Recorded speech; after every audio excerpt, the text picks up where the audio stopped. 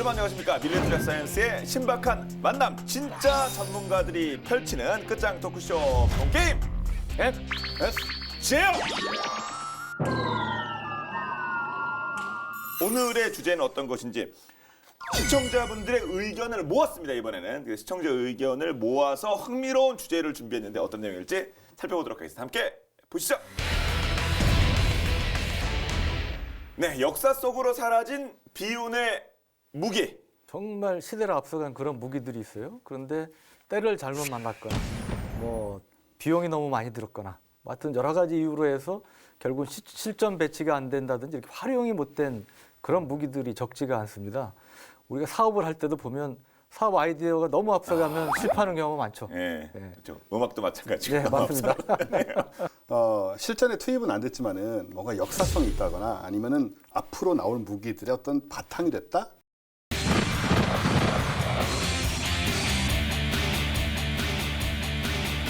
자, 오늘은 어느 분부터 이렇게 물꼬를 주실지. 네, 원쌤하고 저하고 심지어 작가님들이 밤잠을 못 자면서 이 베스트 5를 선정을 했습니다. 아, 합의로. 예. 네. 근데 이 경쟁이 아닙니다 오늘.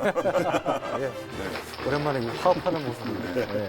말씀을 듣고 보면 아마 그 시청자 여러분께서도 고개가 끄덕거려지는 부분도 있을 것이고 아니면 또 새로운 아주 재밌는 또 논쟁을 촉발할 수도 있겠습니다. 자, 군사 전문 기자, 과학 전문가가 꼽은 역사 속으로 사라진 비운의 초강력 무기 베스트 5. 자, 그럼 5위부터 공개하도록 하겠습니다. 두구두구두구두구두구두구두구두구두구두구 발표해 주세요. 영예의 5위는 바로 이겁니다. 아주 창처럼 날카롭게 생겼죠. 미국의 F-104 스타파이터 전투기입니다. 불명예스러운 별명을 갖고 있어요. 네. 바보 제조. 바보 제조. 많이 양산이 됐습니다. 그리고 배치도 됐는데 그럼에도 불구하고 이 조종하셨던 분들이 부인들, 미망인들이 비운의 대상이 되신 거죠. 아니, 얼마나 아니 이게 언제 나온 거예요? 언제 나온 거예요? 이거 전쟁 때 나온 겁니까? 1950년대. 큰 전쟁들이 없었는데 뭐 어떻게 그래서 60년대에 이제 본격적으로 많이 양산이 돼서 배치가 되기 시작했는데 네. F-16 전투기라고 들어보셨죠? 그다음에 물어보시는 거예요. 본 게임 제가 지금 몇 번을 했는데. 아이고, 죄송합니다. 그다음에 F-16 물어보시다. 팬텀 또 유명한 전투기가 있는데 예. 굉장히 이제 베스트셀러 전투기로 많이 팔린 전투기인데 F-104도 그거보다는 적지만 총 2,578대가 이제 생산이 됐는데 이 중에서 미군군에서 직접 운영한 거는 200대밖에 안 돼요. 200여 대고 나머지는 다 우방국들이 이제 구매를 한 거고 미국에 생산된 게 741대였는데 나머지 1,837대는 또 해외에서 많이 생산이 됐습니다. 근데 제가 과부제조기라고 말씀드렸잖아요. 그 이유를 지금부터 좀 말씀을 드리겠는데 독일이 이 전투기를 916대를 이제 보유하고 있었는데 이 중에 뭐 추락하거나 부서진 게 292대였습니다. 그래서 숨진 조종사가 115명에 달했다고 그래요. 네덜란드는 138대를 도입했는데 43대를 잃었고요. 벨기에도 113대 중에 41대가 파괴가 돼 부서졌습니다. 그리고 캐나다의 경우는 심지어 200대 중에 100대. 그러니까 거의 절반이 뭐 추락하거나 뭐 부서지거나 그런 거예요. 그래서 많으면 50%고 적으면 예. 30%는 아니 그 50년대 이후면 큰 전쟁이 공중전이 없었잖아요. 그렇죠. 그런데 이렇게 막 절반이 그러면 우리가 상식적으로 우리 가끔 우리 공군에 전투기 떨어지고 그래도 비행 중단되고 뭐 난리 날 거 아닙니까 그게. 난리 나잖아요. 네. 수락률이 거의 절반에 50% 가까이 된다. 캐나다는 조종사 임명 안 중요해야 됩니까? 그건 아니잖아요. 지금 같은 폐기 처분 됐을 네. 텐데요. 이 전투기가 무려 2004년까지 50여 년을 날아다녔습니다. 아니 그럼 당장 이거 없애야 되는 거 아닙니까? 당장 뭐 고치든가 뭐 단종을 시키든가 해야 되는 거 아니에요? 그런 일이 벌어진 그 시대적인 배경이 있었어요. 뭐냐면 과거에는 이제 프로펠러 전투기였잖아요. 그러다가 이제 제트 전투기가 등장하고 그러면 일단 그 시기에는 빠른 속도가 굉장히 중요한 부분이었습니다. 그러니까 가급적 우리 보면 F-104 아까 사진에서 보셨지만 굉장히 창처럼 주변에 뭐 붙어 있는 거 별로 없이 그 날렵하잖아요. 또 하나 이제 6.25 전쟁 때 미국의 F-86 전투기하고 소련의 미그-15가 공동전을 벌이는데 미그-15 전투기가 생각보다 괜찮았던 거예요, 성능이.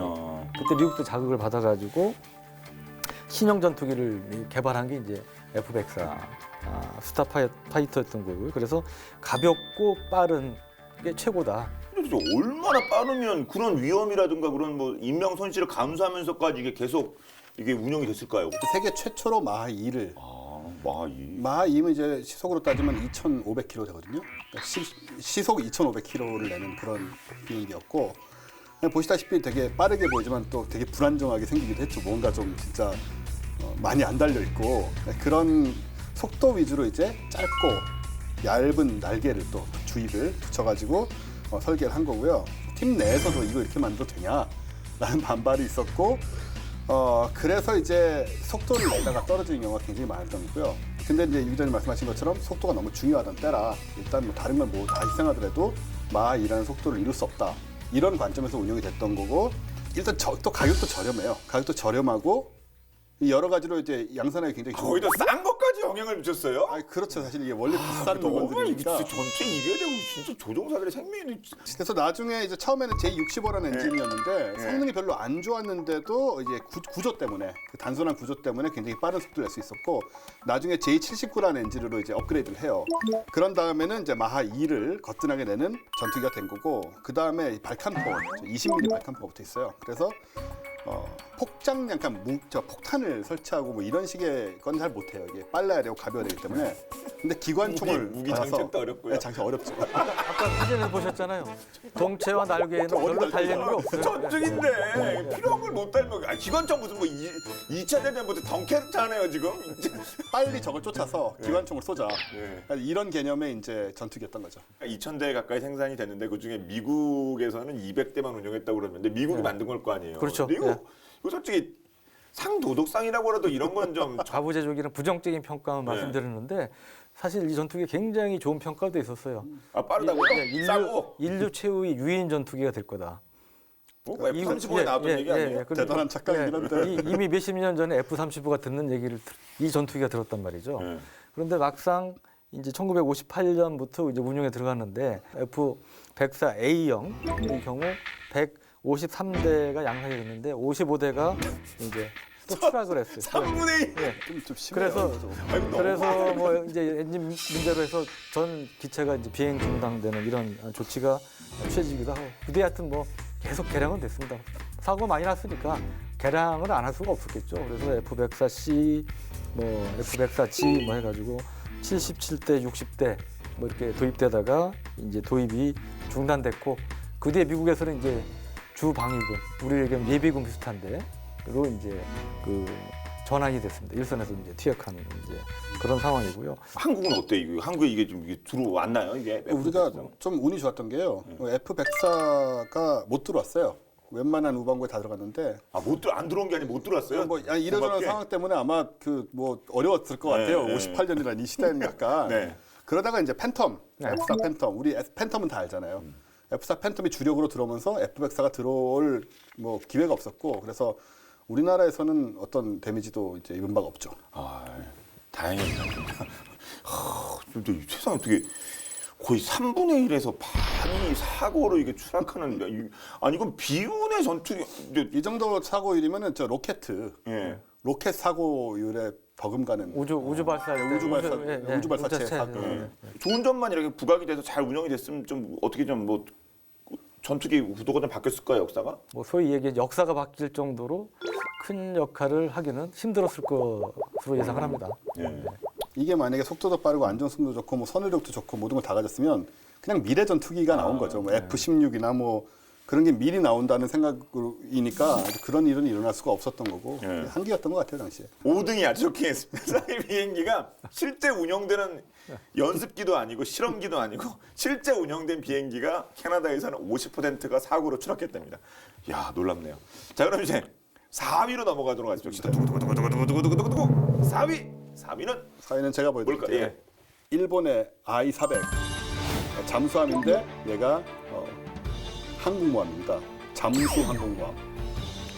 실전 투입되지 못하고 사라졌습니다. 그런 게 있었어요? 있었어요. 만들긴 만들었어요? 상상만 한 게 아니라? 지난번에 항공모함 할 때 살짝 얘기가 나왔었는데 네. 이걸 만들었었어요. 독일이 1914년에 2차 대전 때 이 항공모함을 좀 조그만 걸 잠수함에다가 다시 비행기를 실어가지고 끌고 가서 런던을 포격한 경우도 있었어요. 잘 알려지진 않았지만 일반에는 이런 식으로 이제 조금씩 이렇게 항공모함 혹은 이 항공 잠수 모함이라 잠수 항공모함이라고 해야 되죠. 이런 거를 이제 연구를 해 나가다가 근데 이제 일본이 1930년대 공격을 할 수 있는 비행기를 항공기를 싣자. 이게 이제 일본이 발상을 했던 거예요. 그래서 잠수 항모를 만들게 되고요. 특히 태평양 전쟁이 일어난 다음에 이제 미국을 상대해야 되잖아요.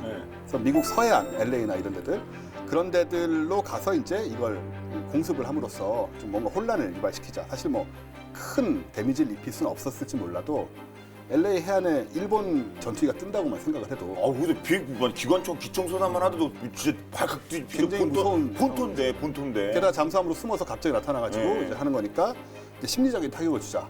길이가 일단 122m니까 이렇게 뭐 꽤 길이가 있죠. 그리고 배수량은 2,500톤이고 그 당시로는 굉장히 큰 잠수함이었던 사실 거죠. 큰 함선입니다. 지금으로 따지면 항공모함과 비교할 수는 없지만 그다음에 수상 속력이 한 18노트 되고 수중 속력이 한 7노트.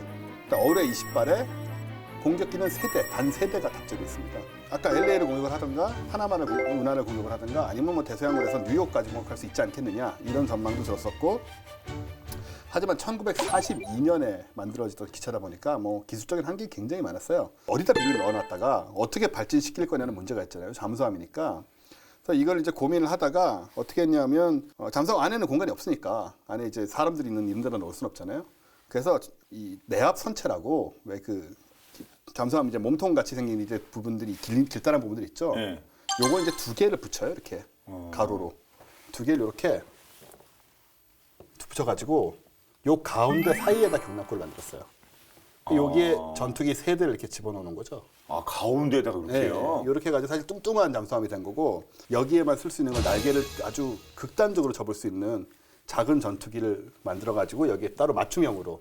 완전 주문 제작 아니에요. 전부 다. 모든 주문 제작은 다 비싼 거예요. 커스텀 비싼 거 하면 이거를 그러니까요.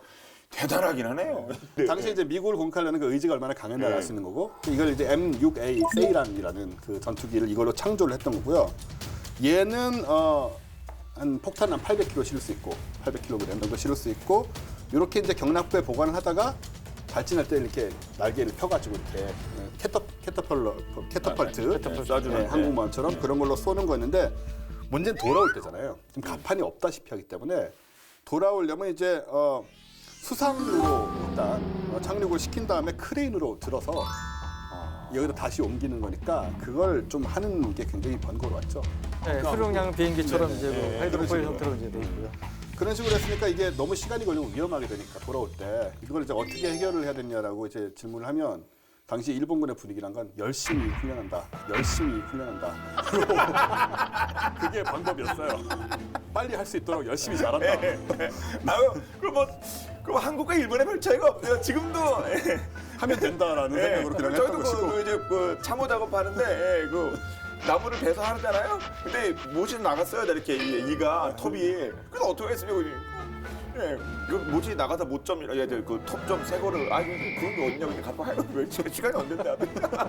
소위 까라면 까는 거죠 그냥 만들려니까 만들어. 야 진짜 그랬어요? 비행기가 우리가 차처럼 그냥 기름 넣고 하면 붕 뜨는 게 아니거든요. 예열을 좀 해야 되고 그런 게 필요해요. 차도 사실 예열이 있어야 그렇잖아요. 특히 옛날에는 많이 그랬고 항공모함은 이제 가판위에서 예열을 하다 가면 되잖아요. 근데 얘 같은 경우에는 이제 잠수함 상태니까 예열을 하면 뭐 아래 가스 배기가스 차고 이제 난리 나는 상황이 벌어지기 때문에 기름을 먼저 달궈진 기름을 이 세이란 전투기에다 집어넣고 그래서 바로 이제 뜨게 만드는 이런 꼼수도 했던 거죠. 이거는 행정보호관이 맞네요. 해보니까 이게 안 됩니다. 이게 안 되는데요. 근데 과학자 그런 게 아니라 이건 현재서 잔뼈 굵은 부사관님들이 한 것 같은데. 그러니까 이게 말이 그렇게 얼마나 운영하기 힘들었겠어요. 그러니까요. 예. 2차 대전 당시 상황에서는 미국이 원자폭탄 그리고 독일의 V2 로켓 있죠. 런던 공습을 했던 로켓과 함께 나름 뭐 3대 시대를 초월한 무기라고 손꼽힐 수도 있는 그런 무기였는데 나머지 2개와는 달리 실제로 제대로 쓰이지는 못했어요. 그러니까 당연히 미국 본토 공격 이건 그냥 계획만 하고 이거 일어난 건 아니죠? 네, 그런데 미 본토는 아니지만 파나마 운하를 공격하려는 계획을 세웠습니다. 그 당시에 1945년에 독일과의 전쟁에서 먼저 끝나잖아요. 태평양 전쟁보다. 그러니까 대서양에 배치돼 있던 전력이 제일 빨리 올 수 있는 길이 뭡니까? 파나마 운하. 그렇죠. 아니면 해군력. 이렇게 뭐 칠레 아래로 돌아야 되는 아니면 거예요. 남유럽 뺑 돌아와야 예. 되니까. 그래서 파나마 운하를 파괴를 해서 대서양으로부터 태평양으로 미 해군 전력이 넘어오는 걸 막자. 이제 그런 차원에서 아이스백 잠수함 2척을 파나마 운하로 이제 보낼 계획이었습니다. 그래서 같은 해 6월에 바뀝니다. 뭐냐면 그 당시에 그 필리핀하고 오키나와하고 이런 도서 지역들이 점점 일본군에서 미군 수준으로 넘어가잖아요. 함락이 되니까 네. 우선 급한 불부터 끄자. 그래가지고 이제 공격 목표가 어디로 바뀌냐면 물리지 환초라는 데로 바뀌게 돼요. 태평양 캐롤라인 제도라는 데 있는 이제 환초인데 여기가 이제 미 해군 기동부대의 직결지이기 때문에 병비나 보급을 받지 못하도록 이제 파괴를 하자. 그래서 이제 2척을 이제 보냅니다. I-400, 그다음에 2번 함이 이제 I-401함인데 45년 7월에 호위 잠수함 2척과 함께 출항을 시키는데 문제는 출항하고 나서 얼마 안 지나서 8월 15일 날 무슨 일이 벌어집니까? 사인했죠. 예, 항복하죠. 예. 예. 게임보다 예, 뒤 예. 쳤죠. 예, 항복하니까 발진도 못 시키고 다시 이제 돌아와야 되고요. 그래서 이 잠수함 4척이 다시 일본으로 이제 항복을 의미하는 검은 깃발을 개항을 하고 도쿄만으로 이제 복귀를 하는데 그때 이제 전대장으로 I-401함에 그 타츠노스케 아리찌마 대령이 타고 있었는데 도쿄만에 입항과 동시에 권총으로 자살을 합니다. 싸움 못했잖아요. 네. 뭐 이제 검은기 들고 왔는데 그 이유는 어떻게 했습니까, 얘는? 당연히 미국이 이 잠수함에 대해 깊은 관심을 가졌죠.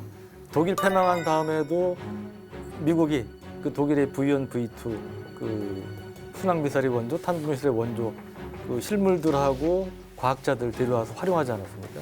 마찬가지로 그 당시로서는 최대의 항모고 잠수 항모라는 그 유일한 그 전에 없던 시도를 했던 그런 실물이 있었기 때문에 I-400, I-401 두 척을 미국으로 가져가 디자인을 분석하고 기록하는 이제 작업을 하는데 문제는 이제 소련도 눈에 불을 켜고 이거에 관심을 가진 거죠. 그러니까 미국이 그것을 이제 악용할 우려가 있어가지고 1964년에 이 하와이 근해에서 이 두 척의 잠수함을 다 침몰을 시킵니다. 재밌는 게 이 두 척의 잠수함이 다 나중에 오랜 시간이 지난 뒤에 발견이 돼요. I-401의 경우는 60년이 지난 2005년도에 발견이 됐고요. I-400은 10년 이상 그 집요하게 누가 추적을 해가지고 2013년 8월에 다시 발견이 됩니다. 이거는 얘가 만약에 그 타이밍 때문에 그렇지 실전에 투입이 돼서 네. 파나마나 아니면 뭐 LA를 공격해서 이렇게 하면 야 이건 역사에 어떤 좀 변화가 있을 것도 같은데요. 어떻게 생각하십니까? 근데 저는 그건 조금 회의적으로 보는 게 예. 우선은 이게 불과 비행기를 3대밖에 못 실었고요. 이 비행기의 무장 폭탄 탑재량이 1톤도 안 돼요. 800kg밖에 안 되기 때문에 설사 폭격을 했다 하더라도 하와이 파나마 운하를 무력화했을 정도의 파괴력을 발휘할 수 있었을까는 좀 의문 부호가 생깁니다. 원생 교사님. 그럼 미국은 핵을 갖고 있었으니까요. 약간의 심리적인 변방에 어떤 자극을 줄 수 있었을 망정 핵을 갖고 있는 미국을 꺾는 건 불가능했겠죠. 그 만약 게임적이면 이거 얘는 그냥 소위 안 씁니다. 얘는 피가 안 됩니다. 네.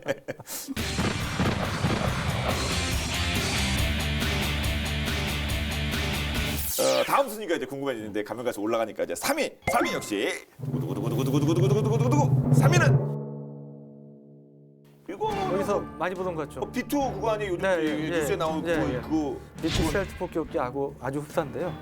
가오르형으로 생긴 그런 형상인데 2차 대전 때 독일이 만든 포르텐 HO229라고 불리는 항공기입니다. 예. 그 B2 폭격기도 처음 나왔을 때 사람들이 이제 놀랬죠. 네. 가오리처럼 생겨가지고. 근데 이제 항공기를 아는 사람들은 저 모습이 옛날 40년대, 50년대에도 있었다. 이게 40년대 에 있었다고 이 비행기가요? 2차 대전 때 나온 항공기니까요. 1944년에 첫 비행에 성공한 항공기입니다. 1941년에 독일이 연합국과의 전쟁에서 조금씩 이제 밀리기 시작합니다. 그때쯤 되면 그래서 독일이 새로운 무기에 대한 굉장히 집착을 하게 되는데 그 중에 하나가 1000km의 폭탄을 탑재하고 1000kg의 폭탄을 탑재하고 1000km/h 그러니까 시속 1000km의 속도로 1000km를 날 수 있는 항공기를 개발해라. 3000. 아 너무 라임에 집중하신 것 같은데. 아니 원래가 그래요. 원래가 3000. 원래 그래요? 예, 원래 그래요. 1000. 그래가지고 요거를 만들라는 지시가 떨어진 거예요. 그때 이제 히틀러가 굉장히 많은 무기 관련된 지시를 했는데 그 중에 하나가 이거죠. 그래서 이제 이걸 만들려고 했는데 이 호르텐 형제가 이 형제인데 그 H호가 이제 호르텐이라는 사람의 이름을 딴 건데 이게 그걸 이제 못 만들고 대신에 좀 다른 걸 만듭니다. 속도는 한 900km, 시속 900km 내고 꽤 근접을 했죠. 폭탄은 한 700kg, 좀 떨어지지만 어쨌든 그 정도 싣고 항속거리는 2000km, 2배 요구받은 바에 그렇게 만든 게 이제 HO 229 볼륨 1이라고 불리는 이제 매우 초기의 제트기이자 최초의 전익기, 아마 거의 최초의 전익기가 될 거예요. 여기서 전익기란 거는 앞전자가 아니고 전체 전자입니다. 전륜구동 이런 게 아니고 비행기 전체가 날개다. 막상 이제 처음 이 기술을 도입했을 때는 뭐 중심 문제라든가 이런 여러 가지 조종 문제가 있었기 때문에 사실은 실전에다가 투입하고 어쩌고 할 수 있는 이제 그 수준까지는 못 갔던 거죠. 이게 B2에 영향을 주기도 했고 네. 그리고 실전에도 많이 그렇게 쓰기도 했는데 왜 이게 비운인지 비운이 된 이유는 뭡니까 이 비행기가? 그 당시에 원래 이제 호르텐 사라는 데서 만들었는데 대량 생산이 어려우니까 고타라고 불리는 회사를 통해서 HO229를 만들도록 독일에서 이제 지시를 했는데 결국 호르텐 형제의 HO229는 양산이 안 된 거죠. 그래서 이제 고타사로 옮겨졌고 이게 이제 시제기가 V3부터 V6까지 이제 차례로 이제 만들어졌는데 그 당시에 연합군이 집중적인 또 폭격의 대상이 됐어요. 그래서 이게 파괴가 되는 그런 불운을 겪었고 독일이 패망한 다음에 이러한 이제 시제기를 비롯한 신형 항공기들을 또 미국이 대거 가져갔어요.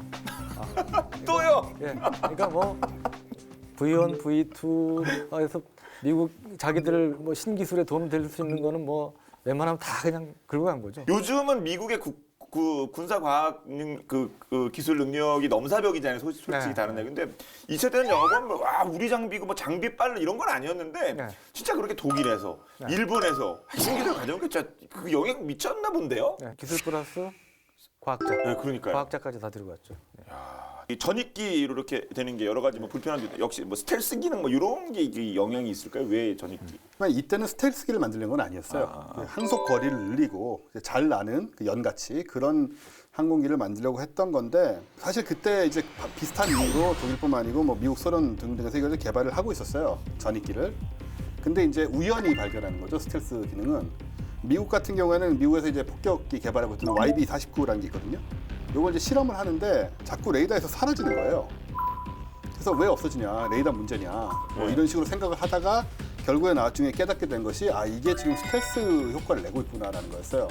그래서 전익기라는 것이 형태상 왜냐하면 아까 사진도 보셨지만은 이렇게 위로 솟은 수직꼬리 날개라든가 이렇게 튀어나온 것들이 적잖아요. 큰 날개 하나만 그렇죠. 있고. 이거 캐노피하고 그러나 이런 것도 별로 뭐 이렇게 조정 이렇게 튀어나온 것도 네, 없고. 전체적으로 밋밋한 그림이라서 이제 그 레이더 전파를 반사시키는 부분에 있어서 좀 감지가 안 되는 그런 형태였던 거를 우연히 발견을 했고 그 이후에는 이제 이 형태를 적극적으로 살려가지고 스텔스 전투기들을 점점 개발을 하게 된 건데 또 어쨌든 간에 이 HO229 같은 경우도 본의 아니게 세계 최초의 스텔스 전투기 같은 게 된 건 맞죠.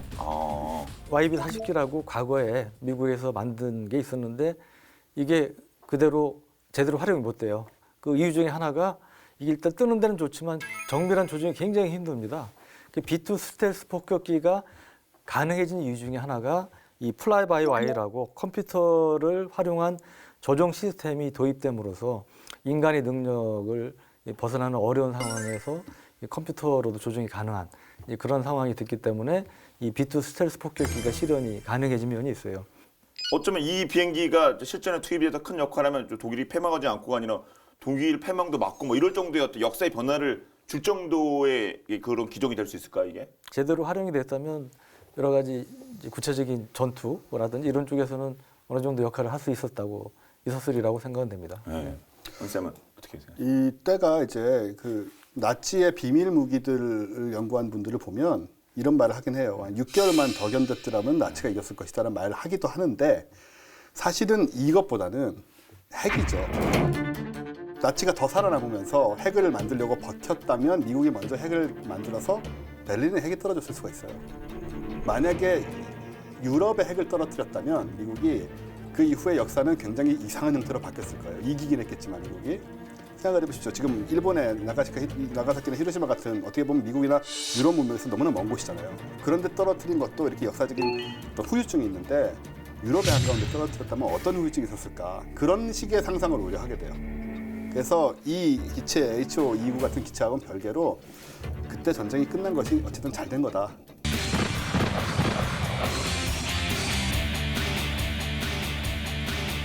자, 그럼 이제 베스트 5 중에 5위, 4위, 3위를 받고 이제 2위와 1위를 남겨두고 있습니다. 금메달, 은메달이 될 텐데요.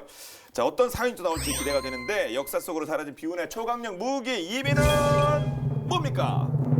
이해입니다. 이해입니다. 물 위를 떠서 날르는 배. 한때 미국을 긴장시켰던 존재예요. 지금은 그 해군 기지에 방치돼 있다고 합니다. 그냥. 두구두구두구두구두구두구두구두구두구. 이겁니다. 토끼업기가 마삼이 있었다. 더구나 1960년대. 이게 이제 사건이 벌어지는 거죠. 큰 충격을 받고 이러기조차도 잠적. 진짜 비운은 얘네요. 진짜 그러니까 얘는 나올 만한. 그래도 1위군요.